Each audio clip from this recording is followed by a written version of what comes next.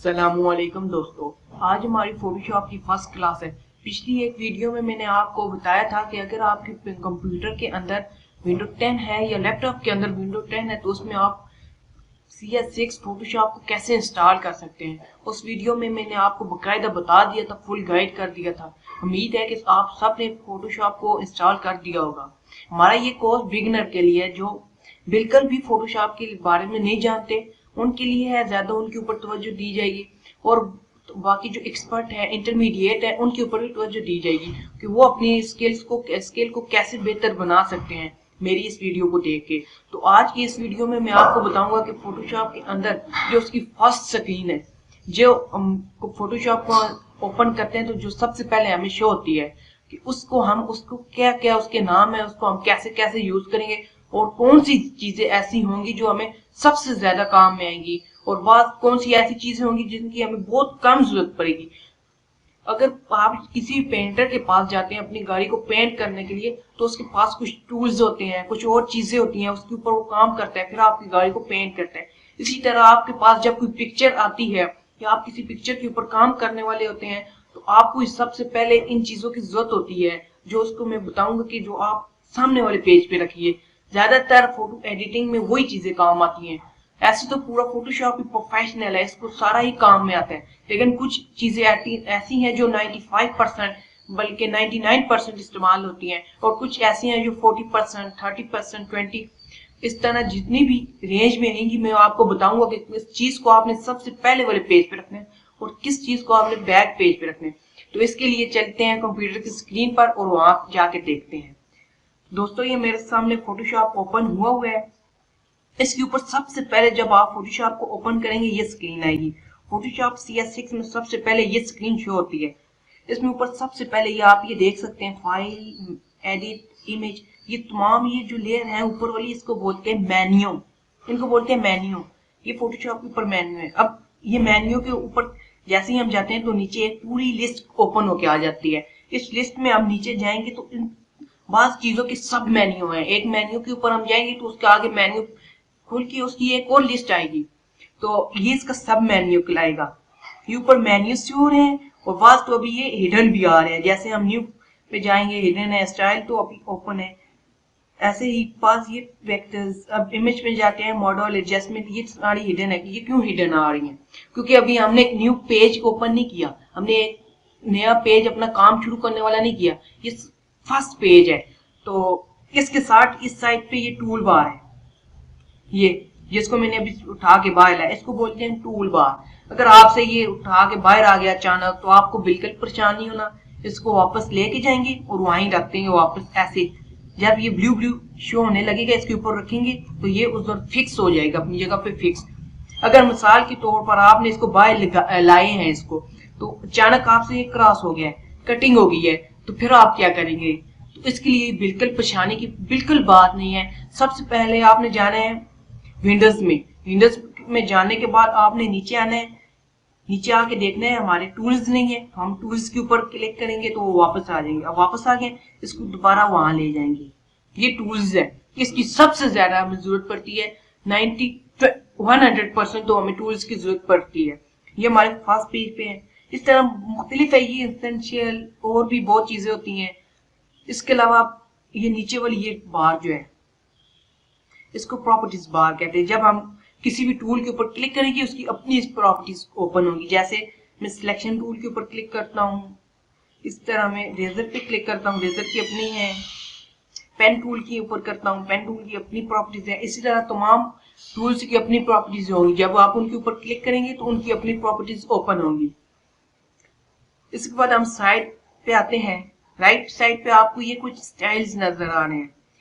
इस साइड पे ये जो चीजें हैं, ये कलर स्वेचेस, इस तरह ये स्टाइल एडजस्टमेंट, ये लेयर, चैनल, पार्ट्स, ये एक चीजें होती हैं। इसके ऊपर भी हमारी सबसे ज्यादा तवज्जो होगी।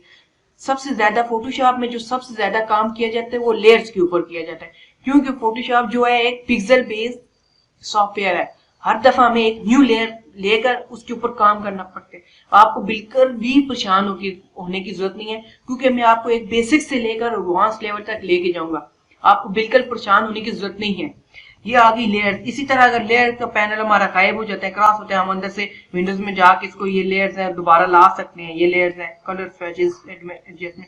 अगर हम और भी कुछ चीजें सामने रखना चाहते हैं वो भी विंडोज से जाके ला सकते हैं।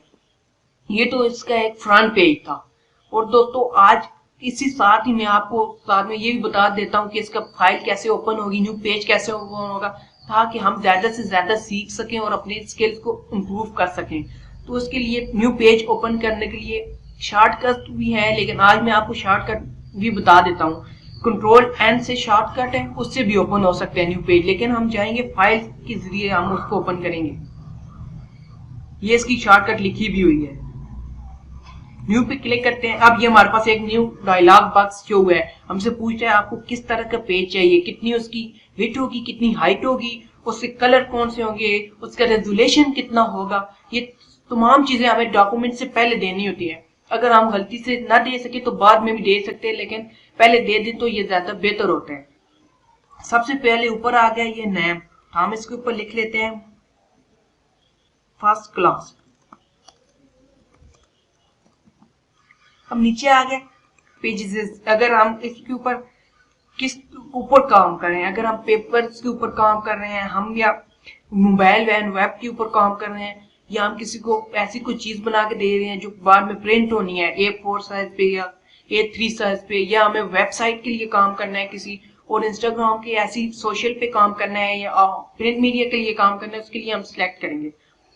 यहाँ पे अब यूएस पेपर भी हैं और तमाम है वेब जिसके ऊपर आपने काम करना है उसके ऊपर आप उसको सिलेक्ट करेंगे। लेकिन अभी हम फिलहाल कस्टम के ऊपर सिलेक्ट करेंगे, हम कस्टम से आगे जाएंगे। कस्टम को सिलेक्ट करके हम आगे न्यू अपनी डिटेल देके उसके ऊपर आगे जाएंगे।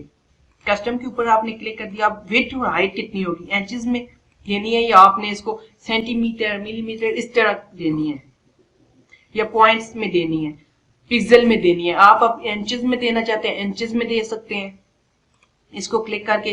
अब ये जो मेरा साइज है ये मैंने YouTube के थंबनेल का साइज रखा हुआ था तो वही इसमें आया है। अब नीचे ये आ गया रेजोल्यूशन। रेजोल्यूशन के ऊपर इसके ऊपर तो एक पूरी वीडियो बनेगी, रेजोल्यूशन और कलर मोड्स के ऊपर पूरी एक वीडियो बनेगी। लेकिन जो रेजोल्यूशन होता है ये आम हम जब पिक्चर के लिए प्रिंट मीडिया के लिए तो इस्तेमाल करते हैं, उसका ज्यादा होता है प्रिंट मीडिया के लिए, उसके लिए हमें 300 चाहिए होता है, कभी कभार से भी ज्यादा चाहिए होता है।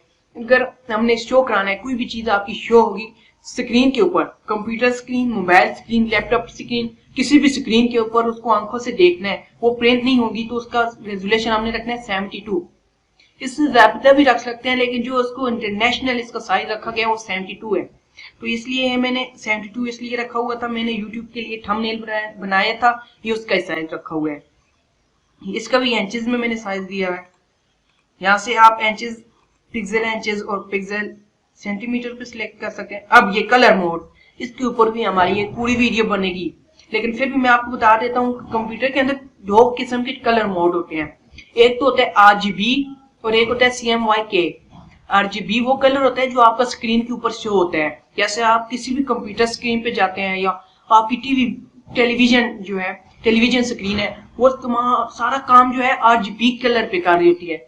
RGB stand for red, green और ब्लू। RGB ये रेड, ग्रीन और ब्लू का कॉम्बिनेशन है RGB। ये आपकी स्क्रीन के ऊपर जितनी चीजें शो होती हैं उसको RGB के साथ उसको RGB के जरिए शो होती हैं।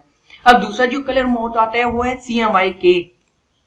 ये CMYK गलती से प्रिंटिंग के लिए काम कर रहे हैं तो आपने RGB सिलेक्ट कर दिया तो बाद में कलरिंग में मसला आएगा, इसलिए आपको पहले ही इसको वो मोड सिलेक्ट करना है जिसके ऊपर आपको काम करना है। इस तरह और भी है, ग्रे स्केल भी है, ब्लैक एंड व्हाइट और इस तरह की चीजें भी हैं।